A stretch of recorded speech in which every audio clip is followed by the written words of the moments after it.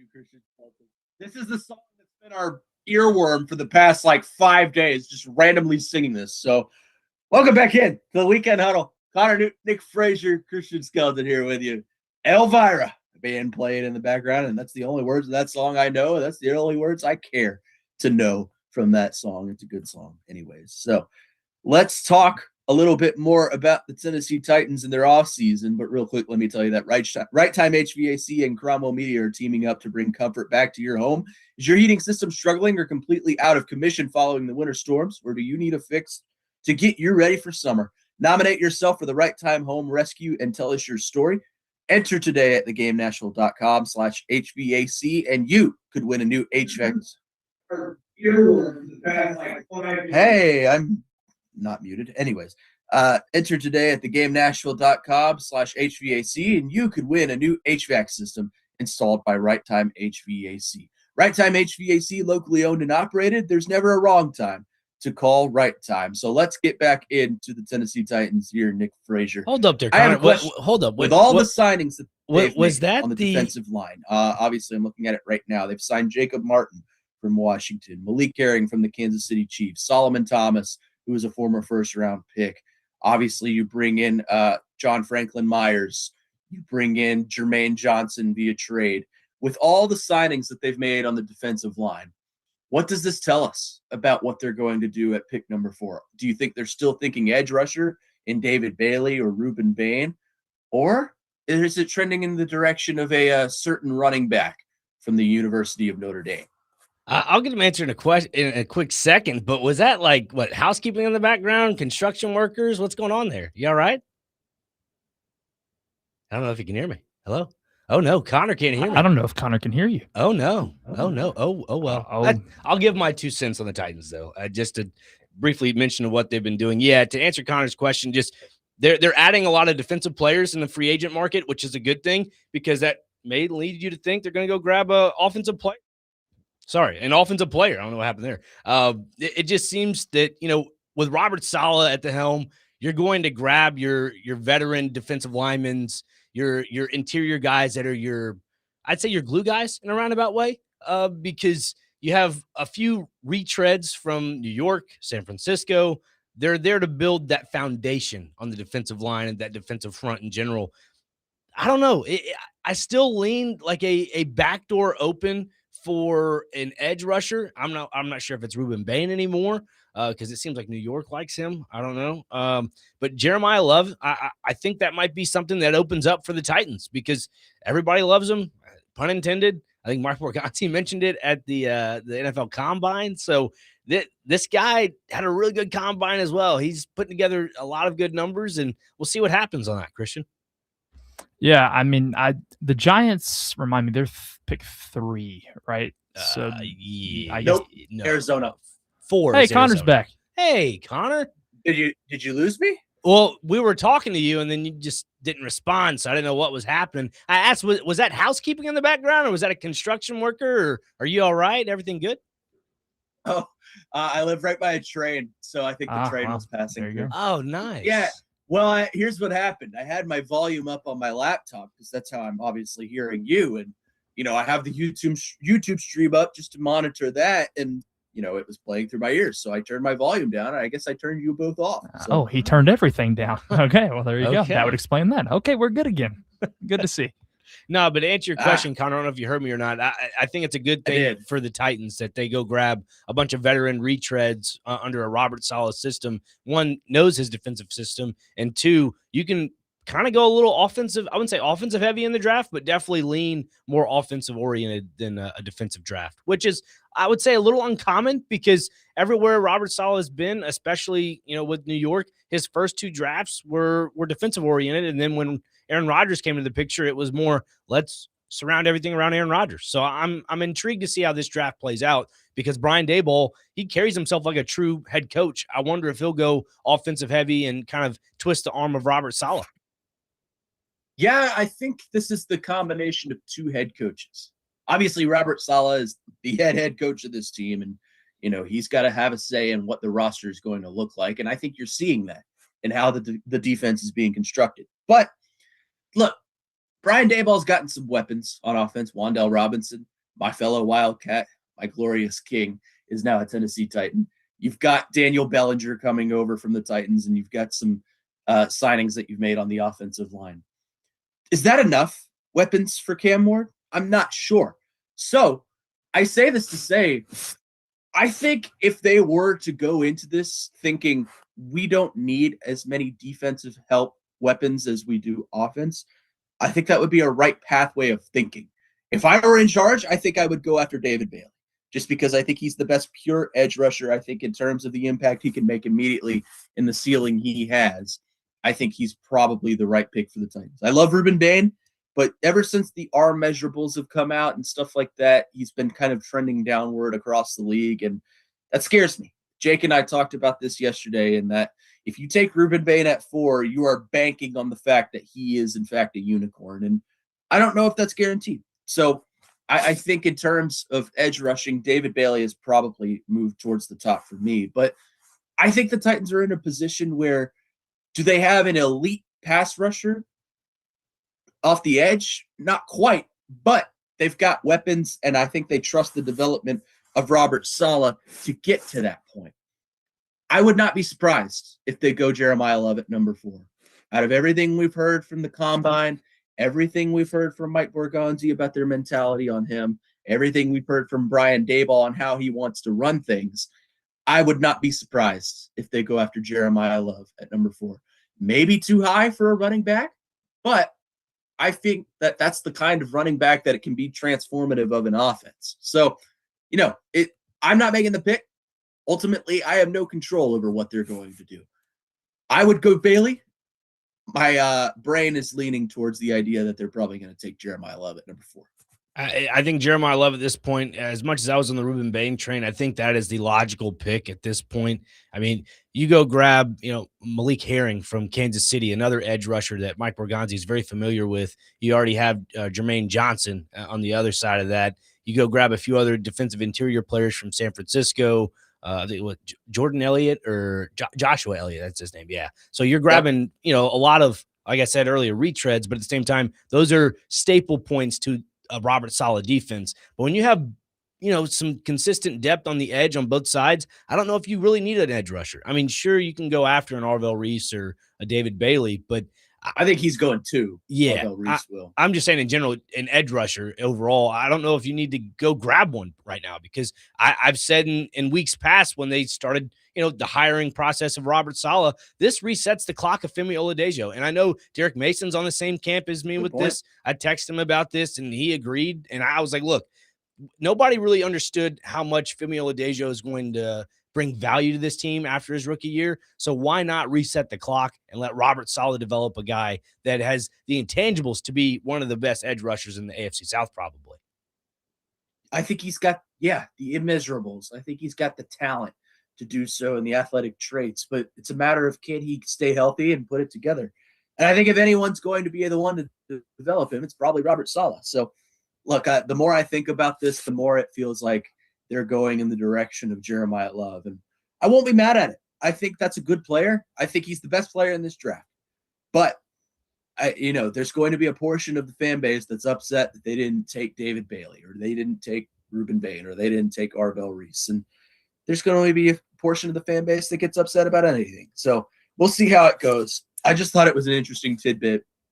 They've been adding a lot on the defensive line, and I'm wondering, does that tell us what they're thinking in terms of the draft? We've got a month and a half to figure that out. Yeah, and you mentioned with the defensive line, the guy that you kind of need to bring into this would be Aaron Whitecotton, the defensive line, basically the defensive line run game coordinator. That guy, I feel like, has been the staple point with Robert Saleh's defenses in the past, and we'll see what happens with that, because he's the guy that's going to be truly developing those interior big men.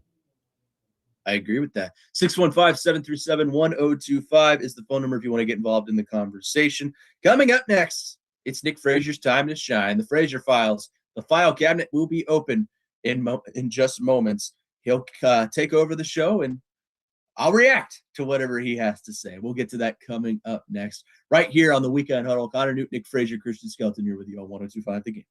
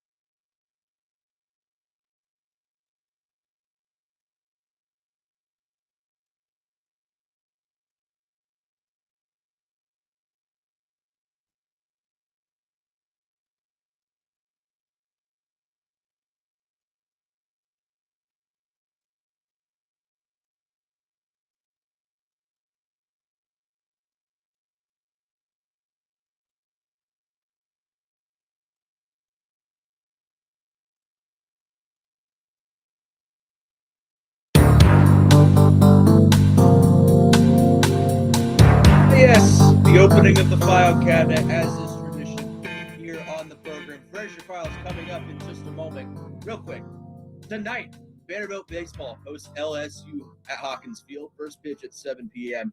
Catch all the action on 102.5 The Game. Coverage presented by Gary Force Acura. I don't know if you guys saw last night's game between Vandy and LSU. 13-12, a walk-off from Logan Johnstone. And just what I assume was an unbelievable game. I didn't get to watch all of it, but I did see the ending. And congrats to the Vandy boys. That is a hard-fought victory over one of the SEC's best teams. So congratulations to them. Excited to see if they can take a series win tonight in Hawkins Field against LSU. But without further ado, this segment is all about Mr. Nick Frazier. Take it away, my friend. Thank you very much, Connor. Yeah, just to briefly mention about that Vandy game last night. Vandy was in the lead for the most part of the game, and then, that top of the eighth, it was just run after run after run, having 5 runs, and then go to the bottom of the ninth, and like you just mentioned, that walk-off home run was something special. Holy cow. I was kind of watching that, intertwining it with the USA versus Canada game, the WBC, and then, started off the afternoon, just at 6 p.m., watching the Dominican Republic just piece apart the Korean Republic. And I was like, holy cow, that team is a team not to mess with. And I'm kind of sticking with baseball, the WBC, and I just tweeted about it, and it frustrates me so much, Connor Newt.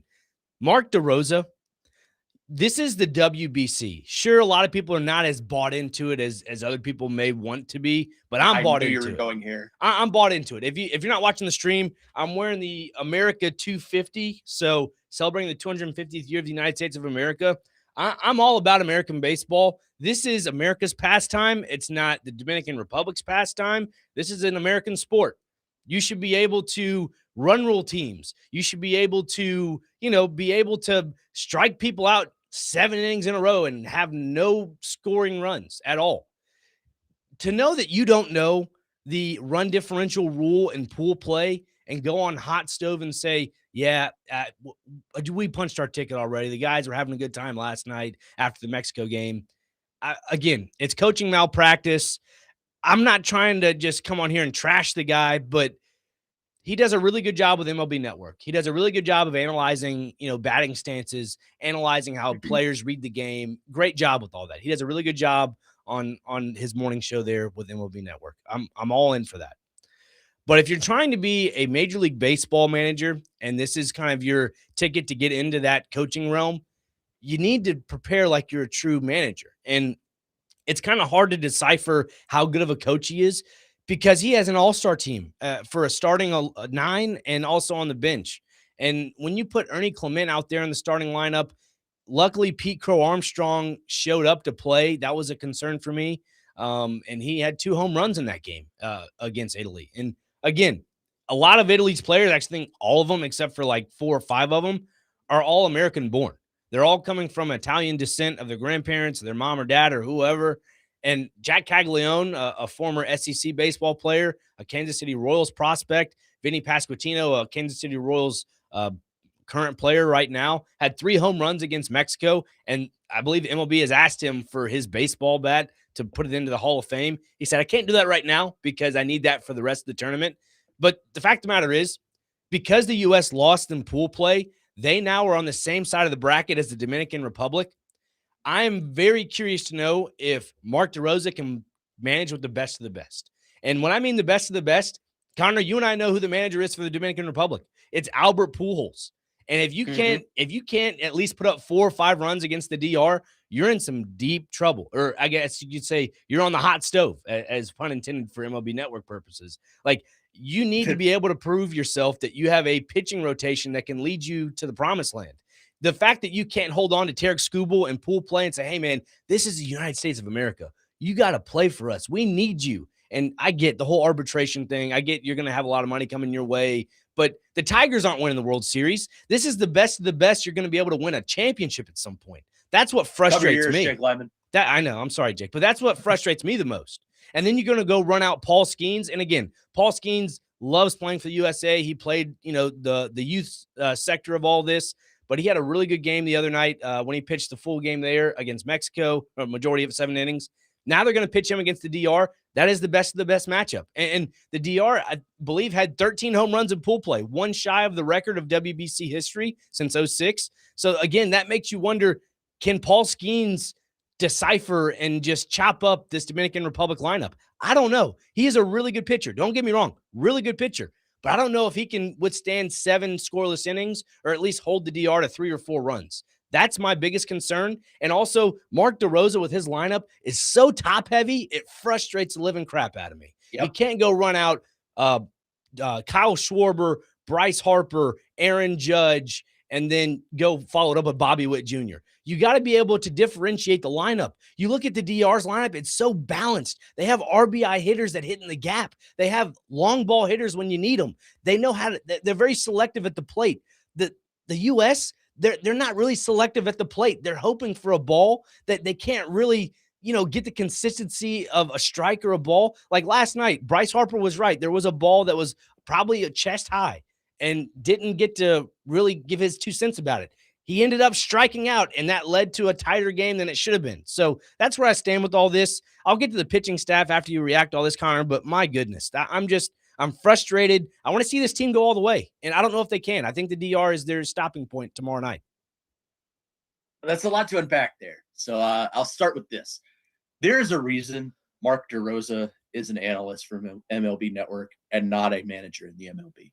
I'm wondering, actually, I think I know the answer to this, but were all of the other actual managers across the MLB just too focused on their actual teams in spring training than to manage the U.S.? Because Mark DeRosa, I think, is clueless. There were times in his post game where he thought they clinched, and then he came out the next day and said, "I'm sorry, I knew we were 2-0. You weren't. You were 3-0." But he's just clueless. And to your point on the lineup is top heavy, I agree. And when your best hitters at the top aren't getting hits, what do you think is going to happen near the bottom? Look, Bobby Witt, I think, is a great player. He's been probably the most fun player defensively to watch this whole tournament. In my opinion, I think he's the best shortstop in baseball right now. But the bats just cannot get going. The pitching staff, which I know you're going to talk about here in a second, the starting pitchers are great. I think they're the best of the best. The bullpen is atrocious. It's not good, and it's not fun to watch. And honestly, I've reached the point in this World Baseball Classic where it feels like a chore to watch Team USA play baseball. It felt like a chore to watch them play Canada last night. It shouldn't feel like that.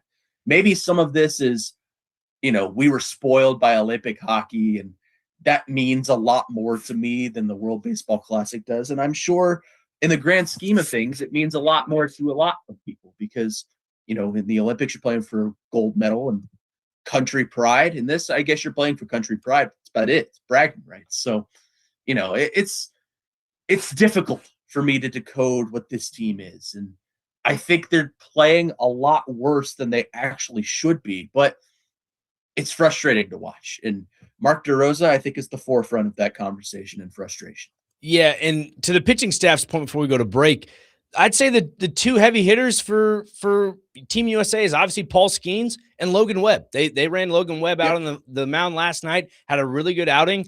The middle relief pitching for me is what it kills me to watch. Like watching Ryan Yarborough throw sweeper after sweeper and just hanging it in the zone to allow Team Italy and all their left-handed hitters to just hit that bad boy to right field. That's what infuriates me. What are we doing in the pitching staff? That is ridiculous. And then you also follow that up with Matthew Boyd, who has over a 10 ERA in the WBC. Like that's stupid. What are we doing rolling out these guys? And then again, I get Clayton Kershaw is now officially retired because of the whole roster thing that happened this morning. He was replaced with Blue Jays pitcher Jeff Hoffman. And I get all that.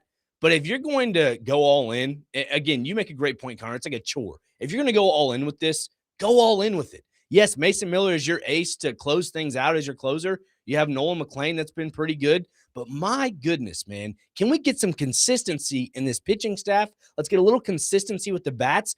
Look, I love this Team USA team, but I think it's being managed just inconsistently. Let's find a little bit of a pattern to where you can follow it and say, hey, we're out here, we're playing. And I don't know why this is being harped so much, but Mark DeRosa has mentioned on multiple platforms and multiple interviews he loves the camaraderie in the locker room. I get that. That's great. That's what makes a really good team. But I don't know if that gives you runs. And right now, Team USA is kind of lacking in the run department and grabbing those RBIs. So, yeah. It's disappointing because you see the heavy hitters on this team and you see the good bats, and it's just like they can't convert. Bryce Harper at this point is just a guaranteed strikeout. I don't think there's any denying that. Aaron Judge, he can get a hit or two when it matters, but if it's come down to crunch time and Aaron Judge is in the box, I don't trust him to get a hit. He hasn't proven that. So this is a frustrating team to watch, and I think I agree with you. Mark DeRosa is probably the luckiest manager in baseball because he is not good. Yeah, he's just not good. I don't want to say he's not good because he definitely has major league experience as a player. I mean, sure, it's not the illustrious one as in Albert Pujols that he'll be, facing off tomorrow night on Sunday.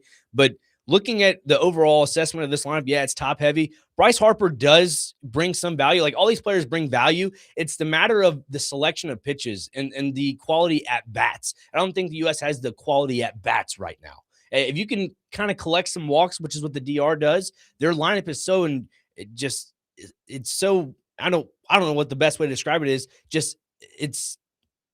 I don't know the best word to describe them. Really, it's scary. There we go. Yeah, they're scary. They're a scary team to go up against. I was trying to find a more illustrious word, but they're scary to go up against. The United States, I'm not too scared about because all you do as a pitcher, if you're going up against them, you throw inside, you throw it near the chin strap, and they're going to chase it. Unfortunately, the high cheddar always wins.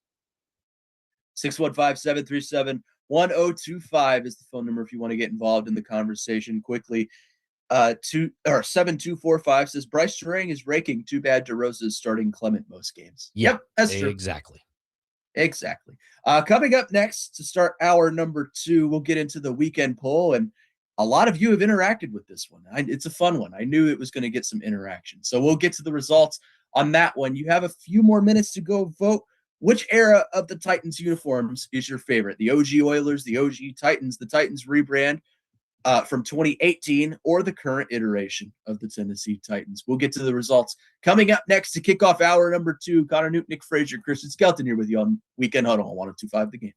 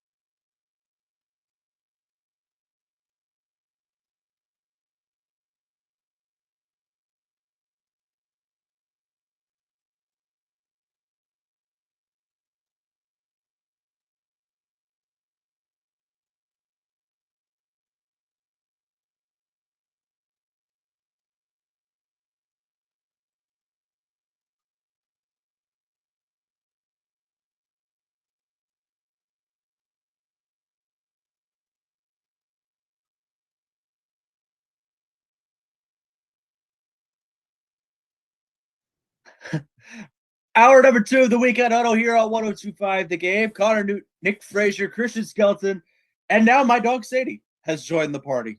So we are broadcasting from the Busy Bee Plumbing, Heating, and Air Conditioning Game National Studios, home of the $99 yearly Beehive membership, where the buzz is always about great service. And are you going to leave? Okay. My dog has decided to crash the party, gentlemen. So what kind of dog? She's a beagle. Love the beagles. She's an old girl, but she's decided that she's going to join the party. Oh, never mind. There she goes. Anyways, to start hour number 2, as we usually do, we'll give you the weekend poll. And today's question was a doozy. Which era of the Titans uniforms is the best? The original Houston Oilers, the OG Titans, the original Titans that came here in 1999, right? Am I right, guys? Yes. 97, no. but they changed it. 97. Yeah, the actual Titans year was 99. So I was good. Good job by me. The rebrand that they did in 2018, and of course, the new iteration that came out just the other day. Through all of our votes today, 52.2% say the new iteration of the Tennessee Titans. 30.4% say the original Titans.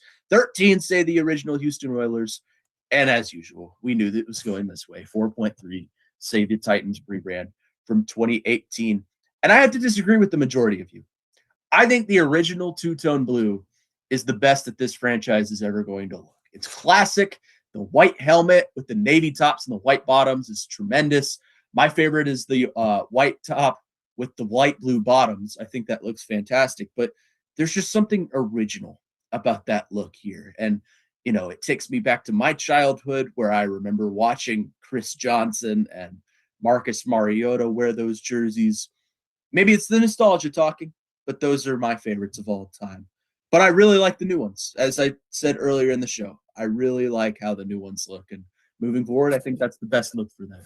50.4, over 50% of you agree with that. So I like the original. That's just my opinion. But I think the new look is going to look great moving forward. Yeah, it's definitely going to be nice. The poll question is spot on. I just feel like some of the voters are going through the honeymoon phase right now of just like, oh my goodness, this looks fantastic. I'm with you, Connor. I think the OG Titans look is kind of the route I'm going to take because, again, you made a great point at the top of the show is that we all grew up with the flaming thumbtack. We all grew up with the navy blue jerseys. We all grew up with watching Steve McNair, Eddie George, even one of our counterparts, Derek Mason. Like he's well, I didn't. Well, yeah, that's fair. But he was gone by the time I was born. That's right. I keep forgetting about that. Yeah, we're a little bit of an age gap there. Yeah, I was born in 98, funny enough. So like it's right when the Titans were me and Connor were only alive to see Derek Mason beat the Titans, not actually play for him, unfortunately. Yeah. My bad. But Jets legend, Derek Mason.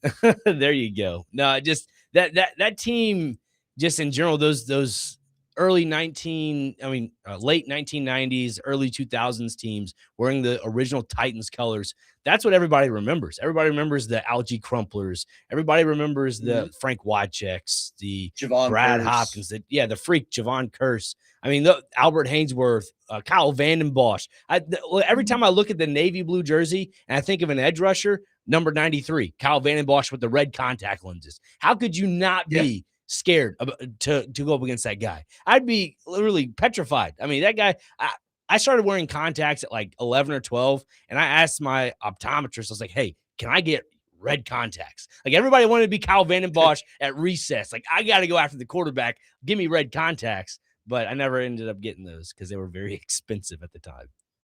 Yeah, I mean, it takes me back to my favorite Titan of all time, and that's Mr. Monday Night, Keith Bullock. And I love Kevin Byard as well and Derrick Henry. But Keith Bullock is one I remember watching. I don't know what it is. Maybe it was the highlights or something, but that guy just made a play. And I always go back to just seeing them in that white helmet with the navy blue top and the navy blue bottoms and him playing on Monday Night Football. It's just something about those uniforms that do it for me. Again, maybe the nostalgia talking, but there's something about it. I am appreciative of the lack of interest that the 2018 rebrand got. I don't think they're bad. Okay. Let me just say that. I think it is the worst that this franchise has ever looked. They're not awful, but the numbering was weird. You had the swords on the shoulder that just kind of just didn't match the whole vibe. The Navy helmet was all right, but it was pretty unoriginal. There are teams across the league that also have a Navy helmet. So, look, I like that look. I used to like the code blue, as they called it, where it was all the light blue and the Navy helmet. That was cool to me, but I think it's a low point in what the Tennessee Titans look like in the uniform department. So, to Robbie's point that he made yesterday, I think anything would have been an upgrade from them. I don't think they were the worst in the league, but I think anything would be an upgrade from them. So I know it's just the new look is great. I love it, but to me, nothing beats the original Titans look. Yeah, if we're talking about terrible jerseys or just terrible like uniform combinations, I would go with the Jacksonville Jaguars, like their helmets that were mustard? Gold. No, the mustard, but like they had the gold helmet. Oh, it was in the like back half gold, half black, and half black, and then what are they doing? All was matted. Yeah, get rid of that. That was disgusting. Exactly. It was terrible. But you have fond memories of that where they wore that helmet and the mustard against the Titans, where they wore light blue and the white helmet. One of the Thursday night football games of all time. Yes. My take on the 2018 redesign, though, is I think the redesign we just got a couple days ago is the exact opposite of the 2018 design, because I think the 2018 one, they tried too hard. They just did a little bit too much with it, in my opinion. I think the one a couple days ago, simple is good for me. Simple is always going to rule the day for me. Like, simple is always good for me. And I think they knocked it out of the park. Oh, my only critique is the red face mask, which I think we all agree with. It would just make everything pop. But yeah, it would, but I understand why they didn't do it. You don't want a complete carbon copy of the Houston Oilers, so I understand it, but it would look way better. I think you're right, Christian, in that old rebrand from 18 was doing too much. It was trying to fit with the next generation and the futuristic aspect. And nowadays, I think you're right in that simple is better. There's such thing as too simple and too basic. I don't think these jerseys fit that. I think the 6-string is amazing. I love the helmet. I love the colors overall. So I think simple is better, and I think they executed to a T. 615-737-1025 is the phone number if you want to get involved in the conversation. Our phone and text lines driven by WilsonCountyHyundai.com. 8586 says, Randall, in God we trust. Godfrey doesn't get the credit he deserves. That is true. Randall Godfrey was a good player. Indeed, he was. Yes. Sorry, I didn't know if he was going to me for that or my bad. Yeah, I didn't. I thought he had more to say there too. Yeah, we both froze. Sorry, left it open ended there for Connor. I like on your toes. Apparently, I can't keep myself on my toes, but I like to keep you on my toes. That's what she said. I don't know if you heard that one, but yeah, I heard it. I heard it. I don't know if anybody else heard it. It's a family show, pal. Yeah, you need to watch your mouth. I know, right? But no, you're right. Yeah, Randall Godfrey, great player. Overall, just the uniform combinations, and again, something that you mentioned earlier about Burke Nihill with the Navy. If the Titans go with a Navy jersey combination, that helmet needs to have a Navy face mask. I know that's an unpopular opinion, but if Navy's going to be a primary alternate third jersey, have a Navy face mask. I promise you it will pop. Or a Navy helmet. Just go Navy. Yeah, I think keeping the white helmet, it stays on brand. I don't know. Okay, so you think if they do a Navy alternate, you keep the white helmet with that? Yeah. Or like, do you change everything like on the helmet to Navy as well, or just keep it all light blue too? You know the third alternate North Carolina Tar Heels had in football? Yeah. That all Navy look, okay. And they had the accent of their little Columbia blue action. Do that, and wherever there's white on the uniform, add an extra accent of red. Okay. And then for the face mask and helmet, which is theirs is all white, put a little blue in there. I think the Navy blue would really see that pop. working. Yeah. I can see that working. Yeah, it could work. I like that. 615-737-1025 is the phone number if you want to get involved in the conversation. Now I'm tossing to break. Coming up next, it's a big weekend for our city here in Nashville. In case you haven't noticed, at Bridgestone Arena, there's some little basketball tournament going on called the SEC tournament. And the semifinals for that begin today. And your Vanderbilt Commodores are taking on the Florida Gators. We'll get into all the headlines of that coming up next here on the program. Connor Newt, Nick Frazier, Christian Skelton here with you on the Weekend Huddle on 102.5 The Game.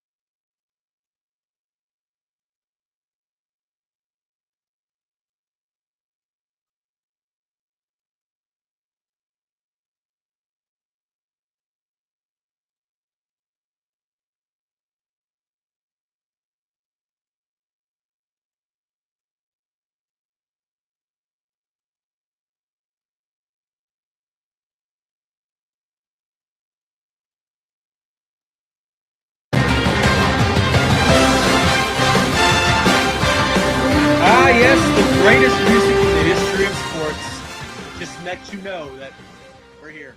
March is here, and come tomorrow, we'll have a bracket. And if you're sick like me and Christian, you're probably filling out every single team as that selection show is going on. But we've got a ways to play before that happens. The SEC semis are going on today over at Bridgestone Arena. Vanderbilt taking on Florida, and Ole Miss taking on Arkansas. How about that? Connor Newt, Nick Frazier, Christian Skeleton here with you on the Weekend Huddle on this Saturday. And let's begin with Vanderbilt. They get the big win yesterday over Tennessee. Duke Miles with 30 points. He led them to victory. And I told Jake yesterday when I was on with him, I think this is going to be the tale of who can get things done on offense. I thought it would be Tyler Tanner to take over for Vanderbilt, but Duke Miles was the story, and Nate Ament played well yesterday as well. Overall, it was just a matter of defensive intensity that came through for Vanderbilt, and they get the win. They're advancing to the SEC semifinals to take on maybe the hottest team in the nation in Florida. Yeah, Florida is a team that just has no quit, no stop. I mean, they no offense, Connor, but they took Kentucky to the cleaners twice.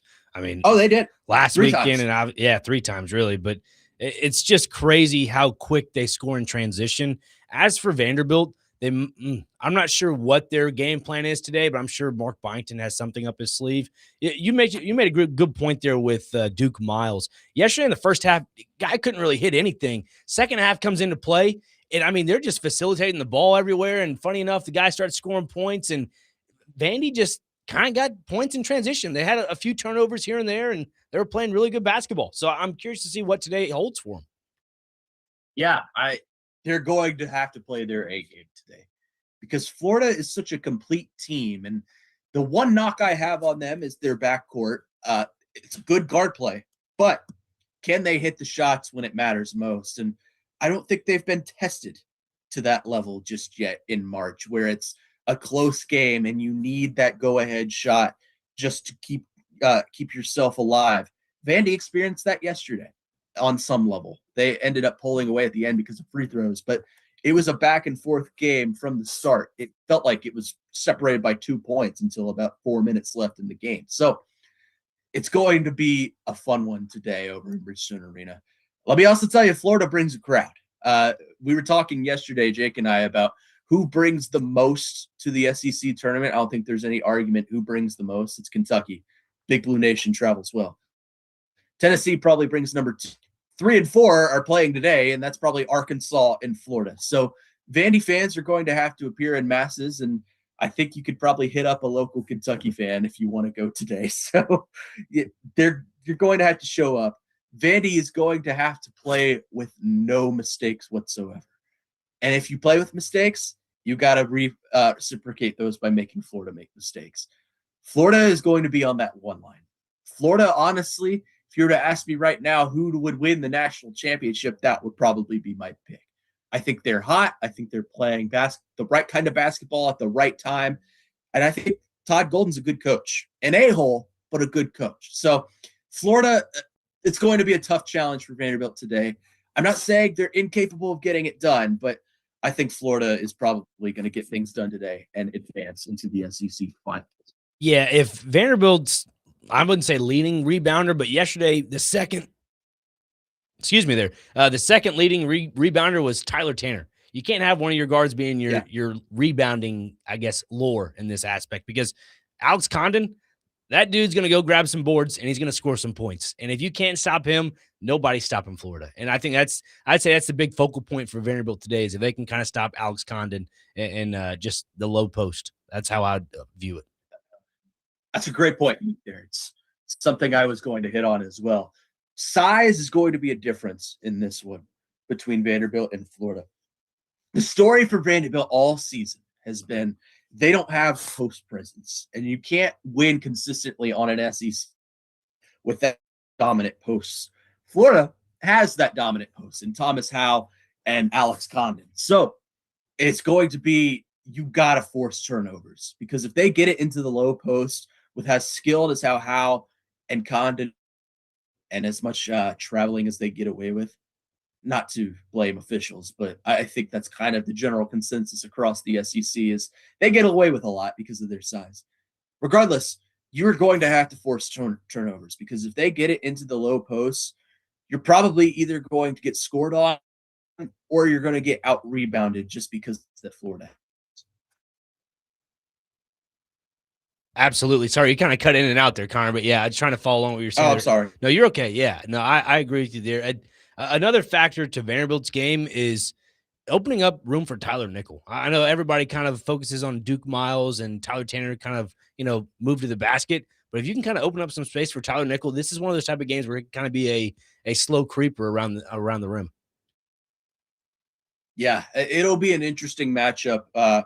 Florida currently favored by 8.5. So that's a steep spread, but you know the saying, good teams win, great teams cover. Can Vanderbilt be a great team today? On the other side, is Ole Miss just a team of destiny? Yeah, look, if they don't win the SEC tournament, they're not going to March Madness because they have a losing record. But that's a team right now that is just clicking on all cylinders. They took out Alabama last night. Malik Dia is playing some great basketball right now. Chris Beard's a good coach. I think he's lacking in the personality department and the humility, but I think he's a good coach. There's just been a team that's been, what the heck happened all year? And now they finally start to look like the team they were last year, a team that went to the Sweet 16. And look, they only lost one key player, and that's Sean Padula, who hit the buzzer beater against Arkansas last year. Can Ole Miss replicate what they did to Arkansas last year this year with how they're playing? Not one bit, Connor. And I hate to tell you this, buddy. I've been bit by the Calipari bug. This team, I think, is destined to go to the SEC championship game. Arkansas looks really good. They play really good. I understand, Calipari gives full carte blanche for Acuff to do whatever. But again, when Acuff is capitalizing on every opportunity he's given, how can you not back the Razorbacks? I mean, woo pig suey at this point. Ole Miss, nope. You make a great point. That. I'm sorry. You make a good point, Connor, about Ole Miss being one of those teams of possible destiny. I think the road stops here today at 2:30. They just can't get it done. And again, as I say that, they'll probably go out and score 68 points, 70 points, and win the game by 4. I don't know, but I just see the Arkansas Razorbacks as a team that is destined to go to the championship. I would partially agree with you. I think Arkansas gets it done today. But you also got to take into account, this is a man I've known for 15 years. This is a guy who on multiple occasions has said, I don't care about the SEC tournament. It does not matter to me. So I could fully see them go out and lay an egg today. They almost did last night against Oklahoma. Ultimately, I think talent just took over, but it wasn't because of John Calipari and his coaching. It's never because of John Calipari and his coaching. So we'll see how that one looks today. 615-737-1025 is the phone number if you want to get involved in the conversation. Coming up next, I want to talk about a couple of losing fan bases from yesterday. How should Tennessee and Kentucky fans feel after losing yesterday in the SEC tournament? We'll get to your phones and texts coming up next. Hang with me, Dustin. I'll get right to you at the top of the segment. But coming up next, we'll talk about Kentucky and Tennessee. Connor Newt, Nick Frazier, Christian Skelton here with you on 102.5 The Game.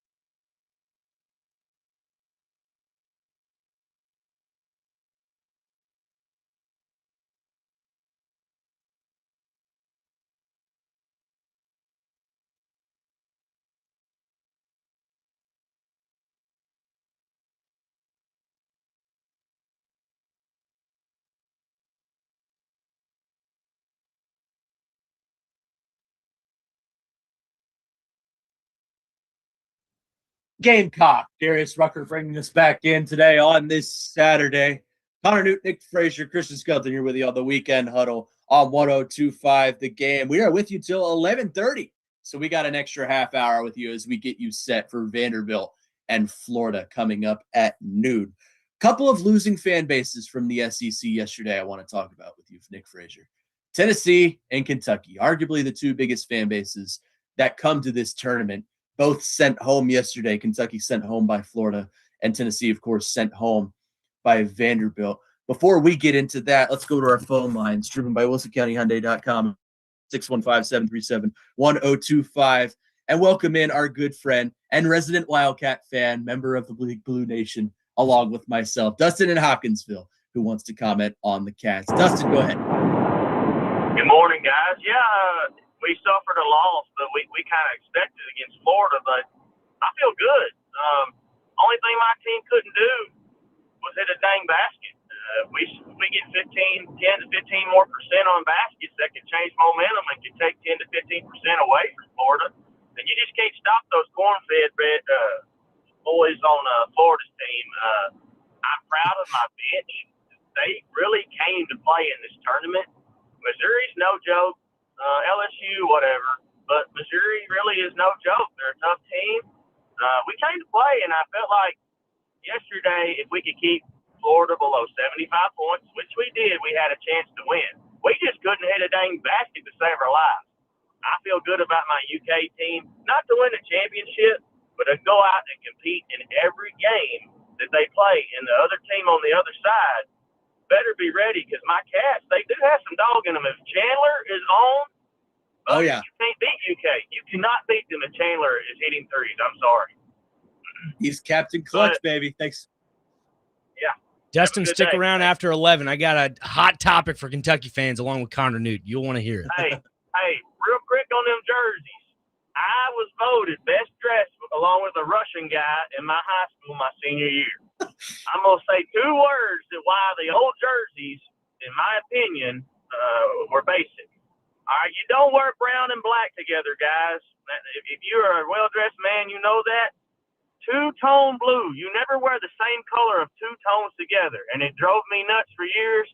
I always thought our jerseys were basic. Loved the players that were in them, but I'm a man of style, and I always thought we had some basic jerseys. And I like the Oilers jersey that Will Levis wore that year he played. The only thing I don't like about this new one, them dang stripes on the side. It's not lingerie, guys. What are we doing here? Yeah, y'all have a good one. Thank you, Dustin. Thanks for the call, Dustin. I like the lines. But I understand the point. On the Kentucky front, he brings it up, and that's exactly the direction I wanted to go to. I think Kentucky should feel good heading into this March Madness tournament. They're playing a lot better down the stretch. They just ran into a good Florida team. I mean, Missouri is a good team. I think they should be in, maybe not at large, but they should be in. And then, I think you've got players playing good level basketball. Colin Chandler, he brought up, is a great example of that. Colin Chandler's the kind of guy that's going to hit a shot when you need him to. He reminds me of Aaron Harrison back in the day. Do you remember Aaron Harrison, Nick Frazier? Oh, yeah, on those Kentucky teams. It was what, in the mid-2010s to like 2013, right? That was the 2014 tournament. No one will ever forget the 2014 tournament. One of the greatest tournaments of all time. Yeah, the Harrison twins, right? Yes, they basically, anytime Kentucky needed a big shot, they hit it every single time. This is the part where he always hits it. Against Wisconsin, they went to the national championship that year, and we don't need to talk about what happened next. But that's who Colin Chandler reminds me of. The kind of guy that when he throws up a big shot in a moment like that, it's going to go in. Captain Clutch, as we call him. He's a good player. Oweh, I think, is playing good basketball down the stretch. Denzel Aberdeen is sort of coming into his own. Cam Williams being back is huge for Kentucky. That's someone that can hit the outside shot when you need him to. And the bigs are playing good minutes. Malachi Moreno is playing great. I feel good about Kentucky. Like Dustin said, this isn't a team I would pick to win a national championship. I think the Sweet 16 is probably their ceiling, which is a little bit disheartening knowing how much this roster costed. But if you go back to the beginning of the season, a lot of us thought that this team wasn't going to make the tournament. So I think the fact that we're talking about them playing good basketball heading into the March Madness tournament is a good sign. Yeah, absolutely. I mean, I can't say the same thing for my Bulldogs because they're just not as great as Kentucky right now. But you need to fire Chris Jans. That's what needs to happen. Yeah, we both were talking about that when they were taking on Auburn. I'm like, goodness gracious. They had a good lead in the first half, and then it all fell apart. I mean, everything can't run through Josh Hubbard. I'm sorry. It just can't. That's the next question. Does he stay on campus? He might. Nope. He's coming to Kentucky. Oh my gosh! If Mississippi State gives him enough money, I'm sure he'll stay. Yeah, money talks. You're 100% right. It really does. And I was listening to the Dan Patrick show not too long ago. I think it was Thursday is what it was. He was talking to Jim Boeheim, and Boeheim was like, "How much money does it take to really have a good college basketball roster?" And he said, "Has to be at least $10 million." And I'm like, golly, $10 million seems like a lot.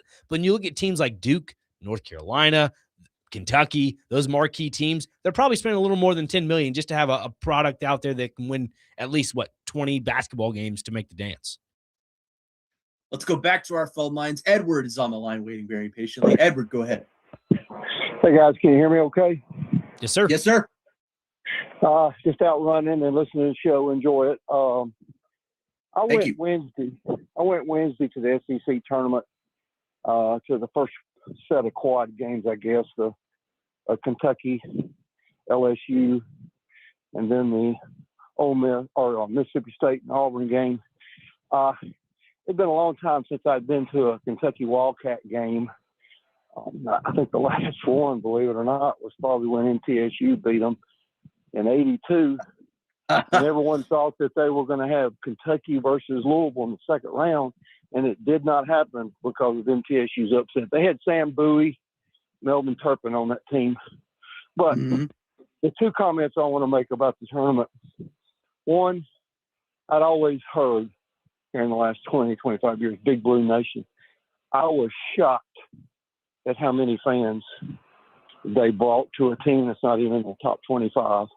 It was incredible. Yeah, I mean, it wasn't even close to LSU fans, Auburn fans, or Mississippi State fans. And, they were all fairly nice. I mean, I talked to several of them. And so, anyway, that's my comment. Second comment, I was close enough to some of the games. I guess I was appalled almost at the language that coaches and players use towards the referees, and the referees take it. But that was just an unbelievable. I see it a lot in the NBA right now, but it's gotten a lot worse.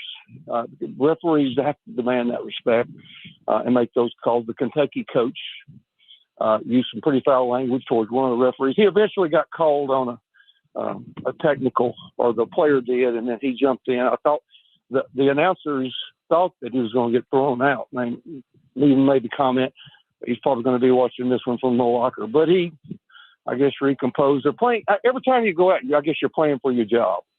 But anyway, those are my comments. Like for y'all to make a statement on them, if you don't mind, especially about the referees.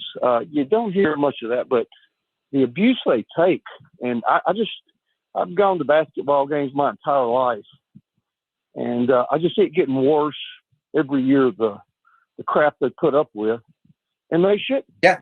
If you would have nipped this in the bud when it first started, you wouldn't have these issues. Thanks, guys. Thanks, Edward. I appreciate the call. Enjoy that run. Look, on the referee thing, he's got a point. Mark Pope, I can't imagine cussing out a referee just because he's so level-headed. But, Doug Schaus is a referee that is not great. So, on the referee things, he has a point. Referees are to be treated with respect, but it's also something you got to earn that respect. And if you are blatantly making calls that are against what the rule book says, then, players and coaches may have the right to say something. Should he be teed up for that? Probably, just because that's the nature of the game. And, Jesus says the golden rule is treat others as you would be treated. So maybe we need to take that into account when it comes to referees. I think he has a point in that referees are being disrespected these days. I wouldn't want to be a college referee. I wouldn't want to be a little league referee just because of the constant subjective nature you are put up against. It's always your fault to someone. So let's put it this way, Connor, like looking at Auburn this past week, Bruce Pearl made it about himself, and Joe made a good point about it yesterday. Like Bruce Pearl made it all about himself, going after, XYZ. And even Jim Boeheim said this on Dan Patrick, like parents ruin things. They ruin everything. It's not about the parents, it's about the players. And also too, when it comes to the referees taking, the bludgeon on most parts of this with the language and, the physical activity on the court, it's happening in every sport. I mean, you may not hear it on TV, but I guarantee you there is a lot of smack talk between players and referees and all other sports. You could mention football, definitely baseball. Hockey. You saw it last night in baseball, hockey for sure. It's almost like that's the second language, is to talk just nasty, explicit language to other players and referees, and they take it like a champ. So, Edward, to your point, man, like it's in every sport. And I was a little league referee at one point for soccer, and there were parents just eviscerating me, not with terrible language, but like, hey man, that was an awful call. I'm like, I mean, the ball didn't go out of bounds. Yes, it did. No, the full ball has to go on the outside of the line. And people would argue with me. I'm like, look, I don't have to throw you out because that's not the guy I want to be. And I know you want to enjoy watching your kid play, but allow me to do my job. And so I think that's kind of what a lot of people don't realize is these referees, they have to go through training. They have to go through schools. And to that point, yeah, I mean, it's unfortunate, but it's in every single league out there in the world. Yeah, it's a conversation. Real quick before we head to the break, we talked a lot about Kentucky this segment, which thank you for that. How should Tennessee fans feel heading into March? I mean, they're probably locked in on that 6 line, maybe a 5, but I think they're playing basketball down the stretch. Offense has to be a concern if you're a Tennessee fan. Yeah, it really does. Christian has more on that than I do. Yeah, really. It's not the best right now. I mean, if Jacoby Gillespie can't find a shot, it's kind of hard to beat teams with only having, one score, which is Nate Ament. And, Vandy did a great job of shutting him down yesterday, aside from, they get forced him to earn everything at the line, which I had no problem with because that's just basketball. That's just what you got to do. But, yeah, if Jacoby can't get his shot going, I don't see him sticking around very long. I mean, honestly, SEC first teamer Jacoby Gillespie. Yeah, for some reason. No offense to him if he's listening, but no, I would treat a Sweet 16 this year like I would a Final Four most years. To be honest, like I would be ecstatic about that. But it's funny. I was sitting there, watching the Auburn game because I was at the Auburn game, and I was like, well, this kind of sucks. But I was like, I'd kind of rather be a 6 seed anyway. But then, they start making the comeback, and I'm not thinking about that. I'm like, I'm here. I want to beat Auburn. And so now they're probably gonna be a 5 seed, and I don't like the 5-12 death trap, especially if you're playing a team like High Point that just knocks the lights out. So Elite Eight is just Ohio. not the ceiling anymore. Not this year, definitely not. No. First round exit. It could happen. Like I say, you run into a 12 seed that can really shoot the ball. I don't like our chances. I'm not gonna lie. He's level-headed. He's one of the few Vols that is level-headed, and I appreciate that about him. I try to be realistic, I take the Nick Frazier approach to college basketball, and I will never, ever pull against my team to lose, and I expect the best out of every game. That said, I would much rather be a 7 seed than an 8 seed. So I think that's probably going to happen. Kentucky's probably going to be a 7, which is good because you don't want to play that 8-9 game. And even if you win that 8-9 game, you run into the 1 seed, which I would anticipate probably being Duke in Kentucky's region. So seeding is fun. Seeding is weird, but seeding is fun. 615-737-1025 is the phone number if you want to get involved in the conversation. Since we got an extra 30 minutes, I've got something to rant about in Newt's Notes coming up next right here on the Weekend Huddle on 1025 The Game.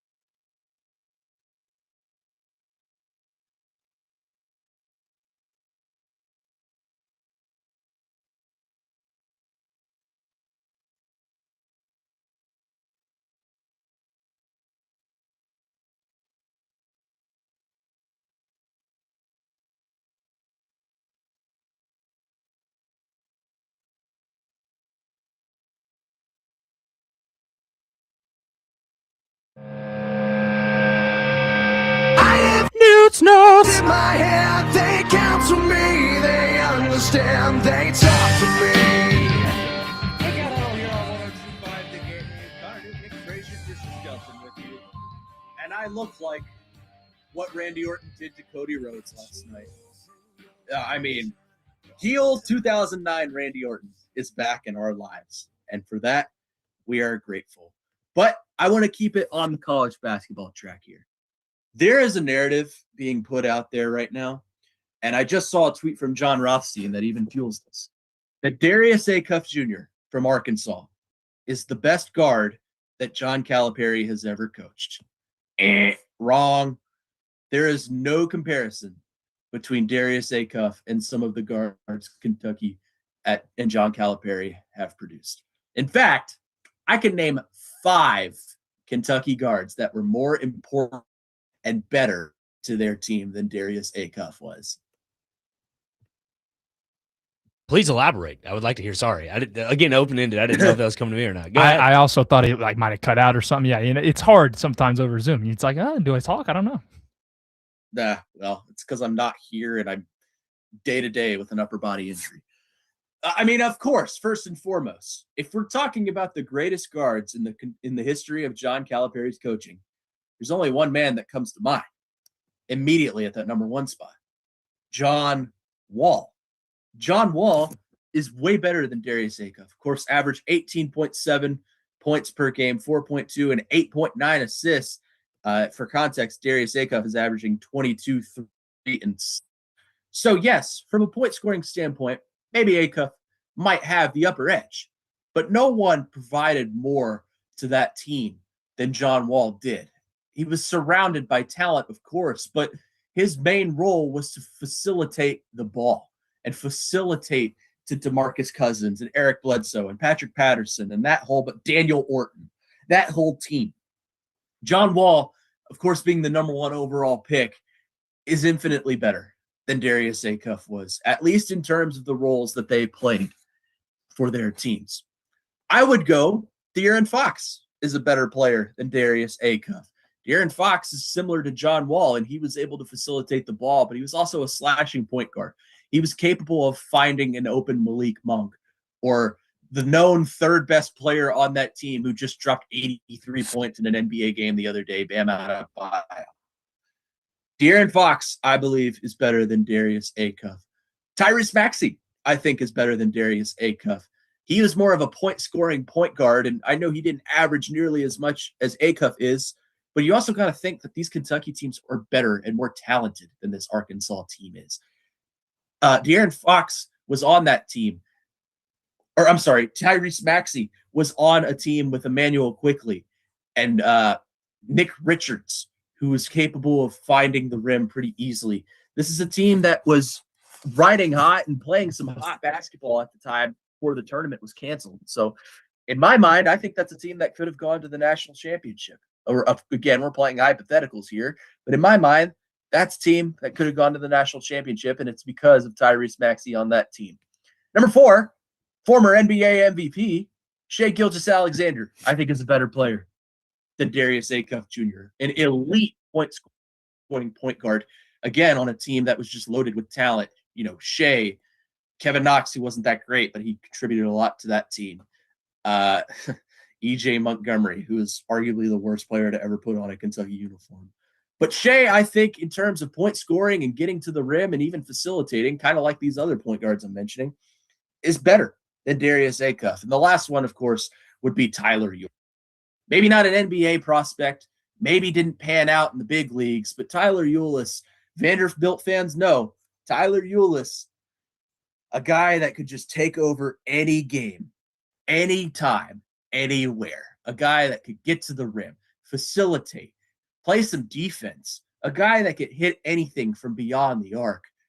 I think all 5 of those point guards in the John Calipari history of coaching point guard are better than Darius Acuff Jr. That is I rest my case. Spot on, Connor. John Wall, for me, top of the list. I remember seeing him at Memorial Gym with DeMarcus Cousins. That is easily the best college basketball performance I've ever watched in my entire life. So to say Acuff is the best out of all the Calipari guards, I would strongly disagree with you. And that's just Kentucky guards. There's one other guard that Calipari coached, didn't play at Kentucky, that I think is better than Darius Acuff Jr. And Derrick Rose. Oh, yeah. Derrick Rose out of Memphis, obviously the number 1 pick in the NBA draft. That team went to a national championship with him, lost, of course, because it's John Calipari. But Derrick Rose, the ultimate slashing point guard.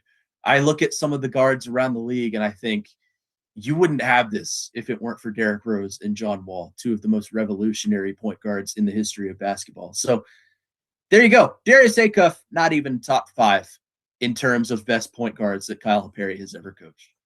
The one that you said on that list that stuck out to me was Tyler Ulis, because obviously, that is that a complicated relationship now since he's on Cal's coaching staff at Arkansas, or is it all love from Wildcats?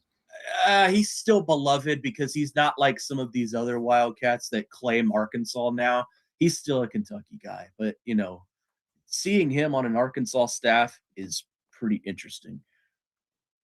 Basically has the exact opposite haircut as he did when he was in college too, right? Like he's got the long ponytail and everything. And, back in college, he kind of had the buzz cut, didn't he? From what I remember. Yeah. So, yes, I have been passed a note by my dad as I'm here at home recovering from my injury.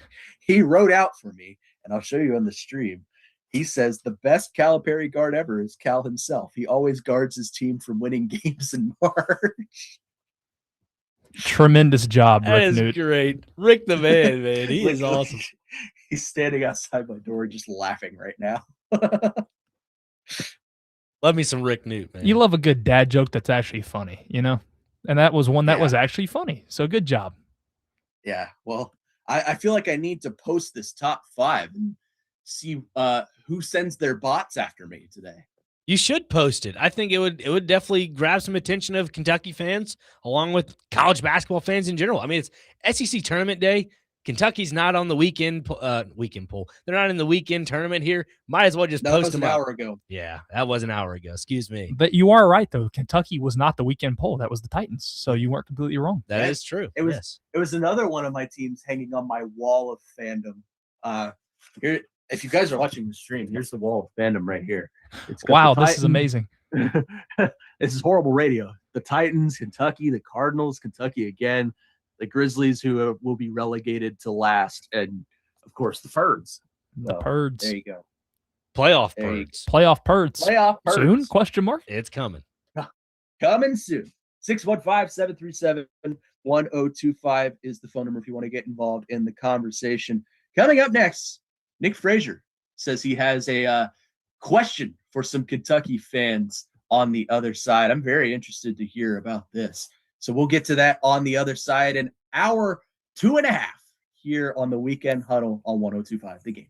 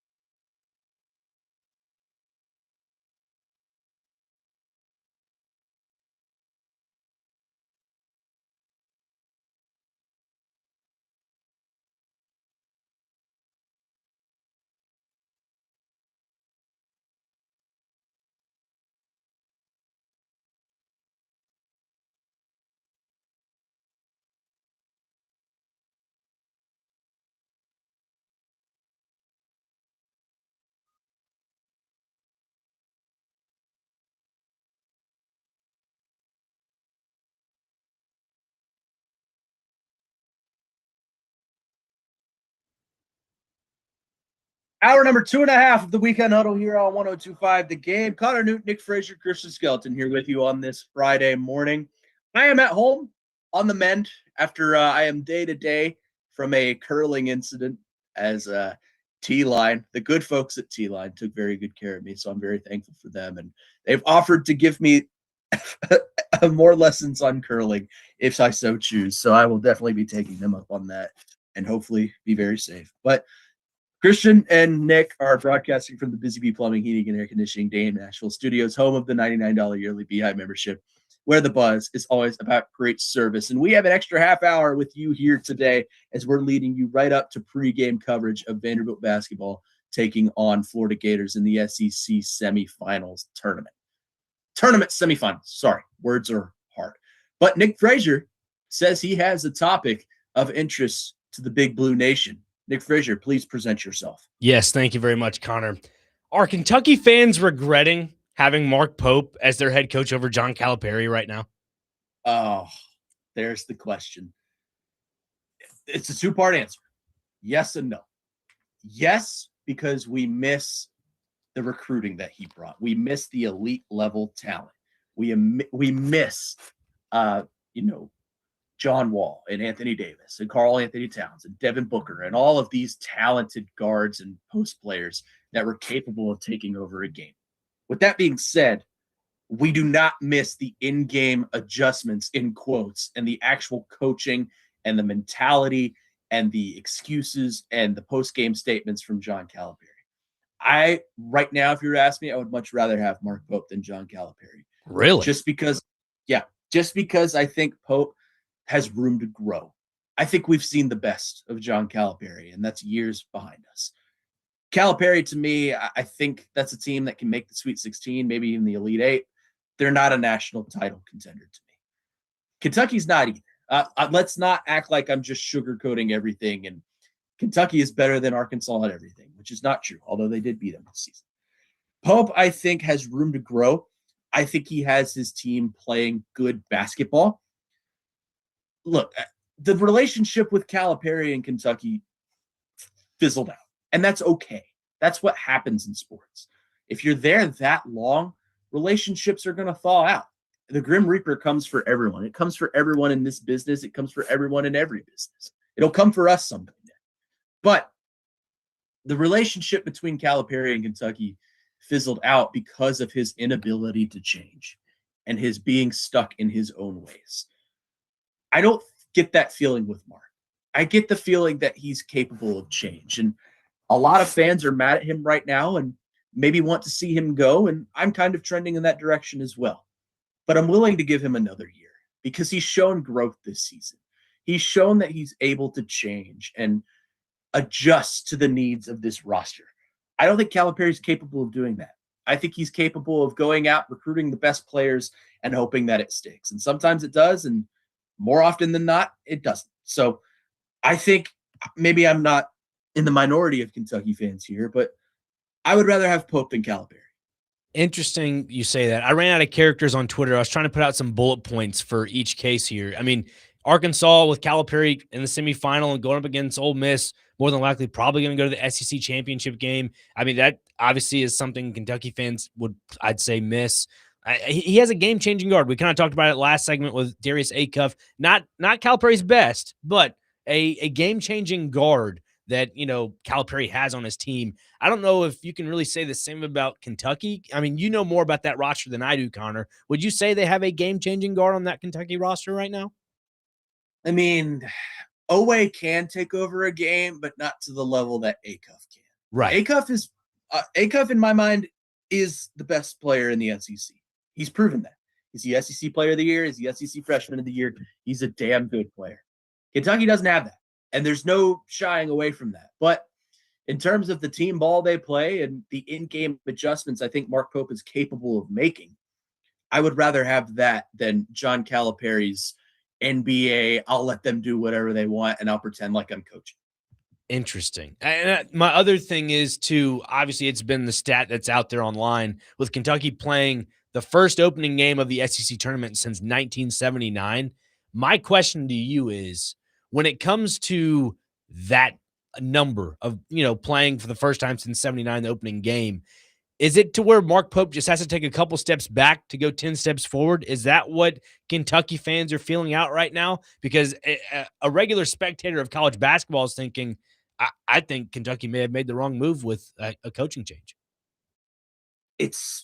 I think he overthinks things. I think he overthought the construction of this roster because let's not play revisionist history. Last year around this time, national media included, everyone thought Mark Pope was the savior of the Kentucky program. Everyone thought that Mark Pope was going to be the one to lead this team back to the big dance, back to a national championship. And that's not going to be the case this year because of the roster construction, because of some of the coaching decisions that he's made. It's just not in the stars. So he's got the opportunity to prove us wrong next year. That said, he doesn't have the recruits right now. His coaching has been questionable. His sub patterns especially have been questionable throughout the season. He's going to have to do well in the portal. And look, he's hiring a GM to monitor recruiting and help him out with some of these things. So maybe that will help.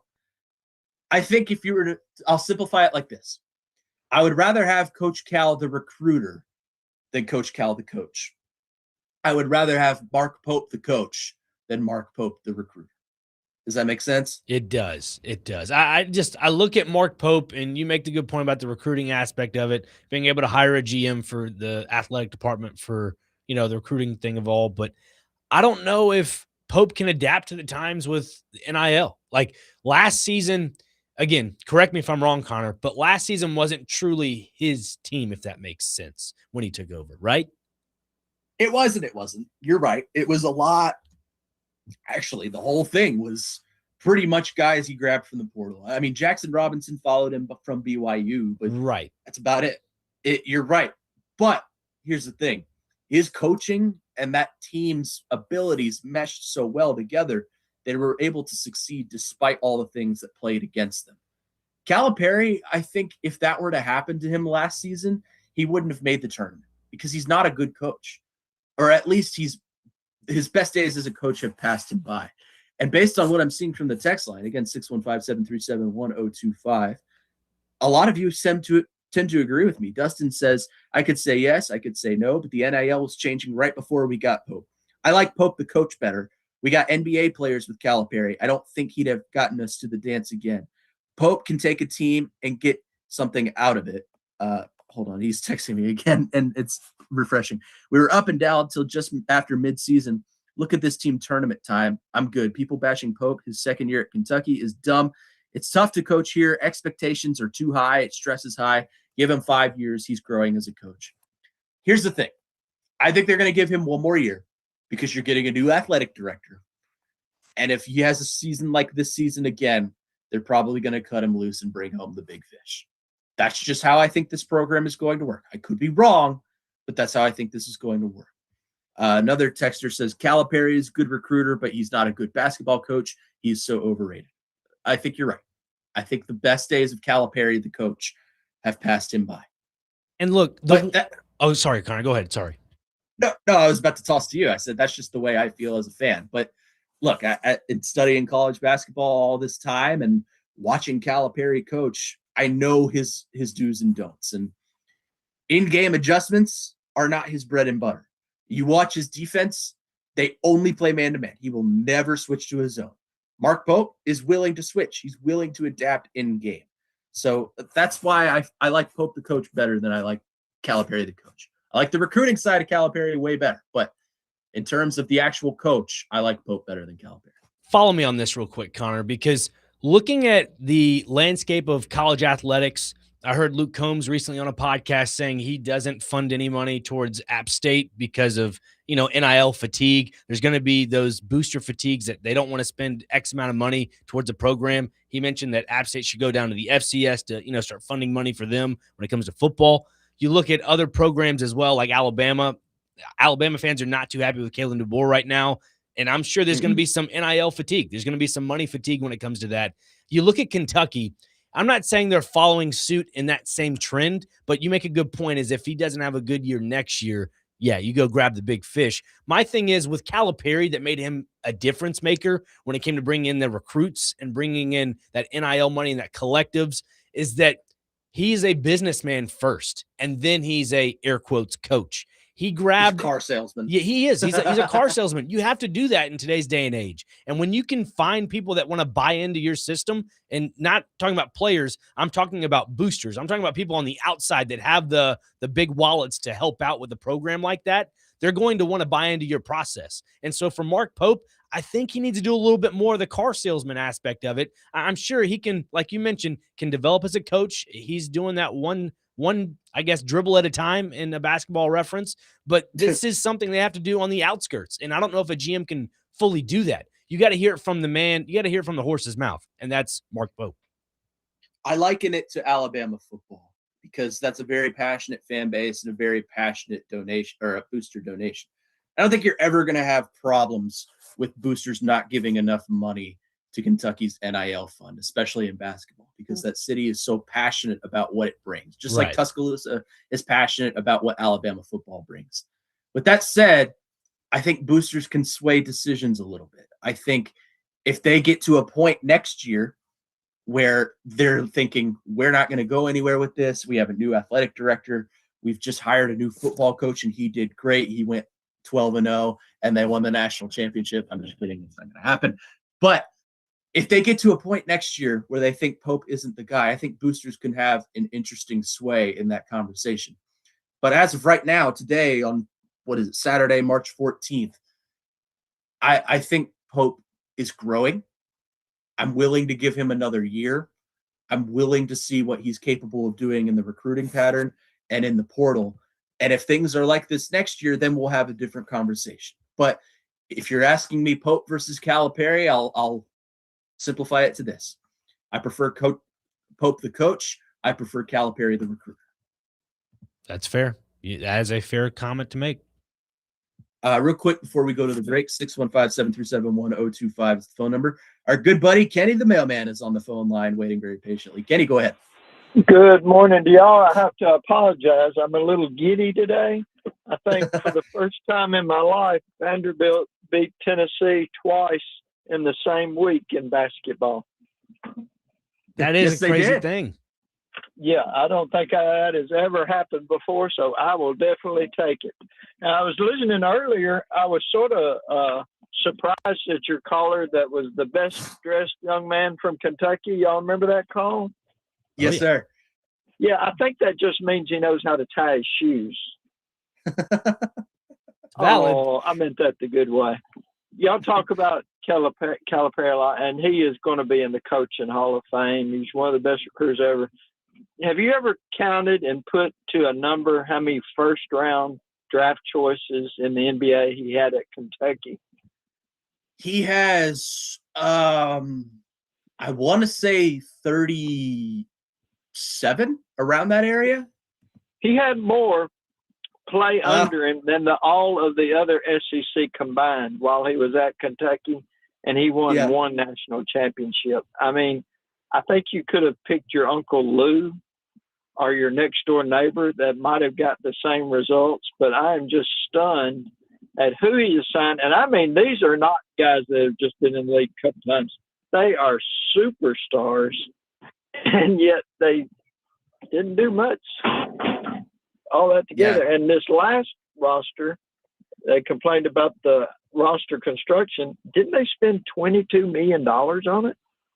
They did, yeah. And that's going to be the talking point, yeah. It's hard to get upset when you spend probably as much as 4 or 5 teams combined and you finished, what, 8th? 9th, yeah. I was going to give them a spot just so it wouldn't hurt so bad. Y'all have a great day. Thank you, Kenny. His generosity, Connor, is just it's over the moon generous. He's in a giving mood. He probably saw the stream and saw how swollen my eye is, so he was just in a giving mood today, and I appreciate that. 615-737-1025 is the phone number. One final segment for us here on this Saturday. We'll play Where Are They Now coming up next right here on the Weekend Huddle, 102.5 The Game.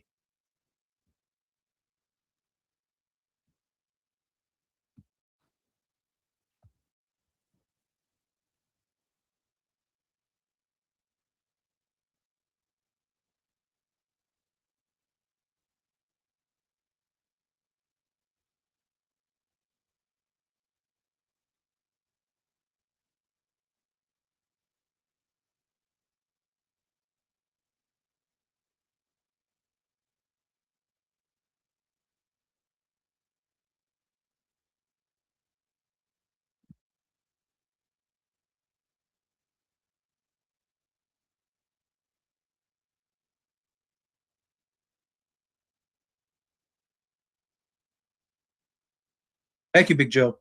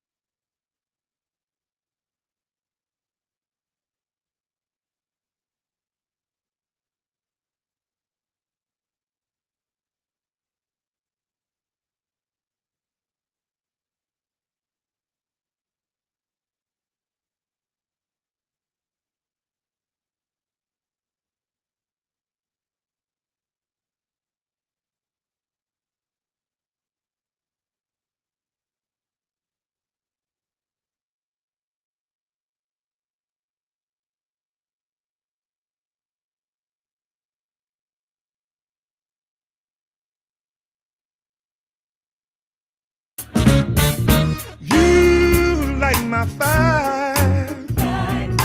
I feel my life with you, baby. Weekend Huddle here on 102.5 The Game. Connor Newt, Nick Frazier, Christian Skelton, bringing you back in with the greatest version of this song that's out there now. The Tiny Desk version of the Gap Band singing Outstanding, a.k.a. the Washed Anthem, as we play Where Are They Now here on the program. He told me the other day he was going to do this, and I said, just so you know, I'm going to lose it, and I sure, in fact, did lose it. That's a great version of that. I need to get that on my playlist on a continuous basis. It's fantastic. It's just them sitting at a desk playing like school supplies. Really? Yes. That's great. It's fantastic. Anyways, it is now time to play our favorite game.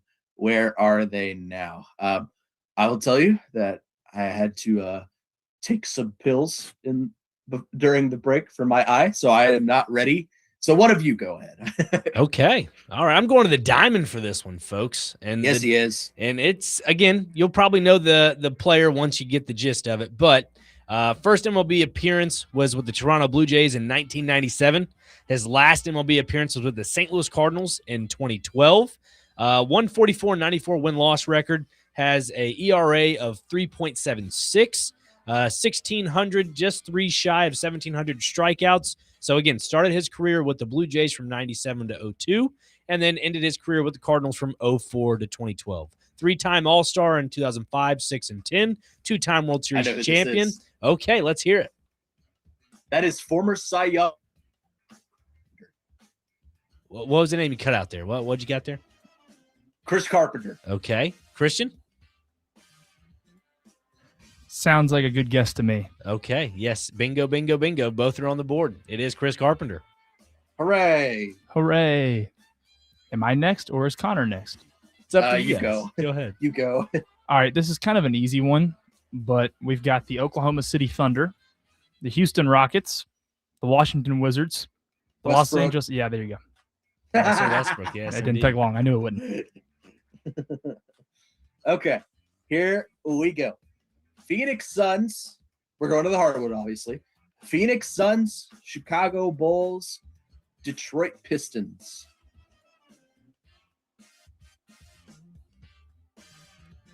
Phoenix Suns, Chicago Bulls, Detroit Pistons. Is that what you just said? Yes, sir. Huh. Phoenix Suns, Detroit Pistons. Oh, I'm sorry. There's two more. Sacramento Kings, Golden State Warriors. So a current player. No. Oh, not a current player. Andre Iguodala? Iguodala, Christian. I was actually going to say Iguodala too. Yeah. Is that correct, though, is the question. No. It sounds like neither of you were paying attention to 2 segments ago because this is former Kentucky guard Tyler Ulis. Wow. It's a great pull. You did what I usually do. You just picked somebody from a couple segments ago. Yes, I did. Great pull. Well, all right. Next on the board here, going to basketball, still sticking with that. Went to college at Florida. Was undrafted in 2002 to the National Basketball Association. Played from 2002 to 2023. First game, I guess he played with the Elan Sportif Chenonais, which is located in France, and then played for the Miami Heat. So 3-time NBA champion, NBA All-Rookie second team, retired by the Miami Heat, his number, and then his second team All-American in the NABC, and 2-time first team All-SEC, and second, third team All-SEC from 99 and 2000. Again, went to school at Florida and is from the Miami area. Oh, he's not from here. Okay, so that eliminates my answer. I don't know if he was drafted by Oklahoma City, but I know he spent a long time in Miami. Undrafted. Undrafted. Oh, undrafted. Yep. I will go with Miami Heat legend, whose number is retired, and I believe he has a statue as well, just him sitting on a bench. Udonis Haslem. Okay, Christian? Brandon Bigsby is in here with me. He said Udonis Haslem as well, so I'll go with his guess. You guys are right. Udonis Haslem. It is a short career list, but thought it might be a little trickier. But look at that.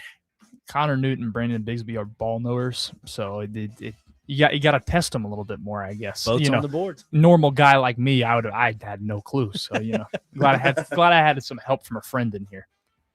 I have a coach to switch things up a little bit. So this is a college basketball coach, and we're gonna give you some of these are assistant stops, some of them are head coaching stops. These are just gonna be his college jobs. So we got Purdue, Missouri State, Tennessee, Cal, Missouri, and Missouri State again.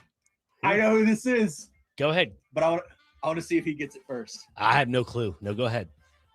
This is Conzo Martin. You're listening to Tennessee basketball. I've taught you so well.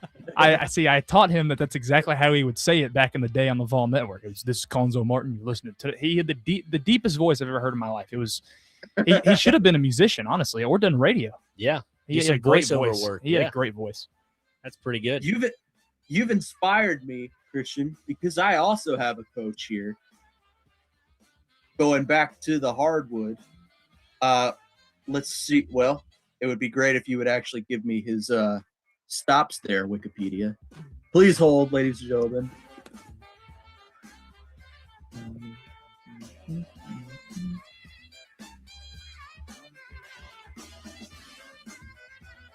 Let's see here.